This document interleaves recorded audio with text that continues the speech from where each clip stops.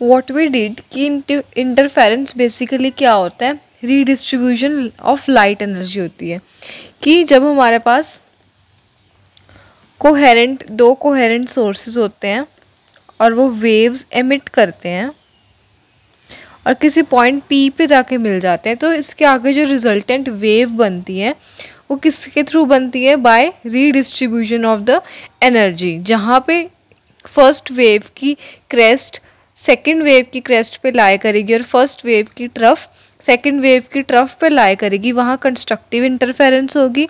और जहाँ पे पहली की क्रेस्ट दूसरी की ट्रफ पे लाई करेगी और पहले की ट्रफ दूसरी की क्रेस्ट पे लाई करेगी, वहाँ डिस्ट्रक्टिव इंटरफेरेंस हो जाएगी। अब इसी चीज़ को हम डिटेल में पढ़ेंगे कि इंटरफेरेंस ऑफ लाइट में रीडिस्ट्रीब्यूशन ऑफ लाइट एनर्जी कैसे होती है through superposition of light waves which are emitted by two coherent sources. तो हम करेंगे एनालिटिकल ट्रीटमेंट ऑफ इंटरफेरेंस। तो इसके अंदर हम सबसे पहले क्या लेंगे, हम एक सोर्स ऑफ लाइट लेंगे, एक सोर्स ऑफ लाइट एस लेंगे और वो क्या है, मोनोक्रोमेटिक सोर्स ऑफ लाइट, मतलब एक ऐसा सोर्स जो क्या करेगा, सिर्फ एक ही वेवलेंथ की लाइट एमिट करेगा। और ये क्या करेगी, इसकी लाइट किस पे फॉल करेगी, स्लिट S1 और S2 पे, जिससे हमें क्या मिल जाएंगे, ये दोनों क्या बन जाएंगी, to coherent sources of light बन जाएंगे। और ये जो स्लिट्स हैं दोनों S1 S2, इनका डिस्टेंस जो है S से वो दोनों का क्या है, इक्वल है। अब हम क्या कर लेंगे, हम लेट कर लेंगे कि A और B जो है वो क्या है, एम्पलीट्यूड है। पहली वेव का एम्पलीट्यूड क्या है, A, और दूसरी का एम्पलीट्यूड क्या है, B। और ये वेव्स कहाँ से आ रही है, दो कोहेरेंट सोर्सेज से आ रही हैं। और हमने क्या लेट कर लिया कि जो फाई है वो क्या है, इन दोनों वेव्स के बीच का क्या है, फेज डिफरेंस है, जो कहाँ पे रीच कर रही है, पॉइंट P पे। अब जो हमारी वेव्स हैं, दो वेव्स जो ये एमिट हो रही हैं थ्रू स्लिट्स S1 और S2, इनको हम कैसे रिप्रेजेंट कर सकते हैं, हमने लिख दिया Y1 means y1 it is equal to a sine omega t और y2 it is equal to b sine omega T plus 5। मतलब जो सेकंड वेव है वो फर्स्ट वाली से फेज डिफरेंस में है, कितने फेज डिफरेंस में है, 5 फेज डिफरेंस है। अब हम इन दोनों के ऊपर क्या लगाएंगे, सुपर पोजिशन प्रिंसिपल लगाएंगे। सुपर पोजिशन प्रिंसिपल के अकॉर्डिंग जो डिस्प्लेसमेंट होगी वो दोनों की क्या हो जाएगी, रिजल्टेंट डिस्प्लेसमेंट दोनों की क्या हो जाएगी, एल्जेब्रिक सम के इक्वल हो जाएगी। तो y किसके इक्वल हो जाएगा, मतलब रिजल्टेंट डिस्प्लेसमेंट किसके इक्वल हो जाएगी, y1 प्लस y2 के। तो हमने लिख दिया y1 मतलब a sine omega T plus b sine omega T plus 5। अब a sine omega T as it is आ गया। अब यहाँ पे कौन सा फॉर्मूला बन रहा है, साइन a प्लस बी का। Sine a plus B is sine a cos b plus cos a sine b। तो यहाँ आ गया b sine omega t cos 5 plus b cos omega t sine 5। अब इन दोनों टर्म्स में साइन ओमेगा टी कॉमन है, तो इन दोनों टर्म्स में से हमने साइन ओमेगा टी कॉमन ले लिया और अंदर क्या बचा, a प्लस बी कॉस 5, और ये हमने एज इट इज़ लिख दिया। अब हम क्या करेंगे, जो हमारा a प्लस बी कॉस 5 है इसको हम क्या पुट कर देंगे, r कॉस थीटा, और जो हमारा b साइन 5 है, b साइन 5, इसको हम पुट कर देंगे r साइन थीटा। तो इस इक्वेशन में हमने इन दोनों को पुट कर दिया, तो क्या आ गया, y it is equal to r sine omega t cos theta plus r cos omega t sine theta. उसके बाद यहाँ पे फॉर्मूला बन रहा है sine a cos b plus cos a sine b का, which is equal to sine a plus b। तो हमने इसकी जगह क्या पुट कर दिया, साइन a प्लस b, और r बाहर कॉमन आ गया। तो ये जो इक्वेशन है, कौन सी इक्वेशन है, it is the equation of simple harmonic motion. ये क्या शो कर रही है कि जो वेव है, जो रिजल्टेंट वेव है वो कैसी होगी, वो सिंपल हार्मोनिक मोशन शो करेगी, जिसका एम्पलीट्यूड क्या है, r। एम्पलीट्यूड क्या है, r। ये जो r है ये क्या होता है, एम्पलीट्यूड होता है। तो हम क्या बोल सकते हैं कि जो रिजल्टेंट वेव है वो भी कैसी वेव होगी, एक सिंपल हार्मोनिक वेव होगी, जिसका एम्पलीट्यूड r होगा और जिसका फेज डिफरेंस क्या होगा, थीटा होगा। अब अगर हमें एम्पलीट्यूड निकालना है, मतलब इस r की वैल्यू निकालनी है रिजल्टेंट वेव की, तो वो हम कैसे निकालेंगे, हम क्या करेंगे, जो हमने पुट करा था a प्लस बी कॉस 5 को r कॉस थीटा और b साइन 5 को r साइन थीटा, इन दोनों इक्वेशन की हम स्क्वेयरिंग और एडिंग कर देंगे। तो क्या आ जाएगा, r square sine square theta, क्या आ गया, r square sine square theta. R square cos square theta it is equal to, यहाँ पे आ गया A square plus B square cos square phi plus B square sine square phi. अब यहाँ पे फॉर्मूला लग जाएगा ए प्लस बी का होल स्क्वायर। तो क्या वैल्यू आ गई हमारे पास, इस पे ए प्लस बी का होल स्क्वायर का फॉर्मूला लगा दिया हमने, ये एज इट इज़ आ गया।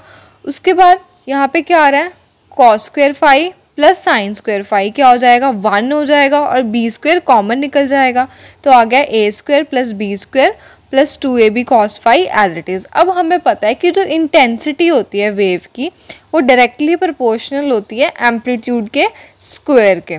मतलब जो हमारी रिजल्टेंट इंटेंसिटी है वो किसके इक्वल आ जाएगी, पहली वेव की इंटेंसिटी प्लस दूसरी वेव की intensity plus 2√I1I2 cos phi. अब जो रिजल्टेंट की इंटेंसिटी है वो किसके डायरेक्टली प्रोपोर्शनल हो जाएगी, आर स्क्वायर के। I1 की इंटेंसिटी ए स्क्वायर के प्रोपोर्शनल हो जाएगी और I2 किसके प्रोपोर्शनल हो जाएगी, बी स्क्वायर के। अब उसके बाद वो कहता है अगर हमारी फाई की वैल्यू 0 हो, फाई की वैल्यू 0 मतलब फेज डिफरेंस 0 हो, तो उस केस में जो हमारी इंटेंसिटी होती है वो मैक्सिमम होती है। ऐसा क्यों होता है, क्योंकि अगर हम फॉर्मूला में पुट करें यहाँ पे तो कॉस फाई की वैल्यू 0, कॉस फाई की वैल्यू 0 पुट होगी, मतलब सॉरी फाई की वैल्यू 0 पुट हो गई तो मतलब कॉस फाई की वैल्यू कितनी हो जाएगी, 1 हो जाएगी। तो यहाँ पे क्या आ जाएगा, आई मैक्स की value I1 plus I2 plus 2√I1I2 और ये किसका फॉर्मूला बन रहा है, I1 प्लस I2 का होल स्क्वायर। अगर हमारी S की वैल्यू जो है वो पाई के इक्वल हो तो हमारी IR मतलब रिजल्टेंट इंटेंसिटी क्या होती है, मिनिमम होती है। तो उस केस में अगर हम कॉस फाई में हम पाई पुट करेंगे तो क्या आ जाएगा, कॉस पाई की वैल्यू किसके इक्वल होती है, -1 के। तो यहाँ क्या आ जाएगा I1 प्लस I2 और यहाँ माइनस का साइन लग जाएगा 2√I1I2 और ये किसका फॉर्मूला बन जाएगा, I1 माइनस I2 का होल स्क्वायर।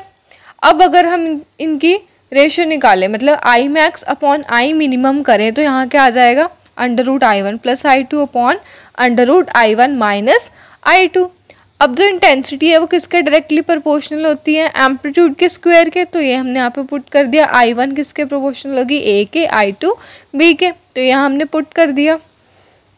उसके बाद वो कहता है अगर इन केस जो पहली वेव है उसकी इंटेंसिटी और दूसरी वेव है उसकी इंटेंसिटी दोनों इक्वल हो और उसको हम I0 के इक्वल पुट कर दे तो रिजल्टेंट इंटेंसिटी क्या आ जाएगी, 2I0 plus 2I0 cos phi. 2I0 हमने कॉमन ले लिया, अंदर बचा 1 plus cos phi. 1 plus cos phi को हम पुट कर सकते हैं 2 कॉस स्क्वायर फाई अपॉन 2। तो यहाँ पे क्या आ गया, 4I0 cos square phi by 2। अब स्पेशल केस क्या, अगर हमारे फाई की वैल्यू जो है वो 0, 2 पाई, 4 पाई एंड सो ऑन हो, मतलब इसको हम किस फॉर्म में लिख सकते हैं, 2 पाई से मल्टीप्लाई, और ऐसे यहाँ पे 2 पाई है तो आगे अगर हम m की वैल्यू क्या हो जाएगी 2 और ये 2 पाई से मल्टीप्लाई हो रहा है तो ये 4 पाई बन जाएगा। मतलब ये 2 क्या है, m है और ये 2 पाई, इस फॉर्म में लिख सकते हैं हम इसे, जहाँ पे m की वैल्यू क्या है 0, 1, 2, 3, 4 एंड सो ऑन। तो हमारा पाथ डिफरेंस क्या आ जाएगा, x अपॉन 2 पाई इंटू ये जो फेज डिफरेंस की वैल्यू है, फाई की वैल्यू है m इंटू 2 पाई, 2 पाई से 2 पाई कट गया तो ये क्या आ गया, m लैम्डा। और ये क्या शो करता है, जब ये क्या शो करेगा, कंस्ट्रक्टिव इंटरफेरेंस। क्या शो करेगा, कंस्ट्रक्टिव इंटरफेरेंस। जब हमारा जो पाथ डिफरेंस है, पाथ डिफरेंस मतलब x की वैल्यू जो दो वेव्स के बीच जब हमारा पाथ डिफरेंस जो होगा वो किसका इंटेग्रल मल्टीप्लाई हो जाएगा, पाई का। m pi value sorry lambda का वेवलेंथ का m लैम्डा वैल्यू आ रही है ना, तो उस केस में हमें कैसे इंटरफेरेंस मिलेगी, कंस्ट्रक्टिव इंटरफेरेंस। और अगर हम फाई की वैल्यू पाई, 3 पाई, 5 पाई ऑड नंबर्स लें तो यहाँ पे हम इसे किस फॉर्म में लिख सकते हैं, 2m प्लस 1 पाई। तो पार्ट डिफरेंस की वैल्यू क्या आ जाएगी, ये आ जाएगी, पाई से पाई कट गया तो क्या आ गया, 2m प्लस 1 लैम्डा बाई 2। ये क्या शो करेगा, डिस्ट्रक्टिव इंटरफेरेंस। मतलब जब हमारा पाथ डिफरेंस जो है वो ऑड मल्टीपल हो लैम्डा बाई 2 का, उस केस में हमें डिस्ट्रक्टिव इंटरफेरेंस मिलती है। और ये हमारा ग्राफ है एनर्जी डिस्ट्रीब्यूशन का, जहाँ पे मैक्सिमम एनर्जी कितनी हो जाएगी, 4a स्क्वायर। और ये फेज डिफरेंस आगे बढ़ता जा रहा है इधर।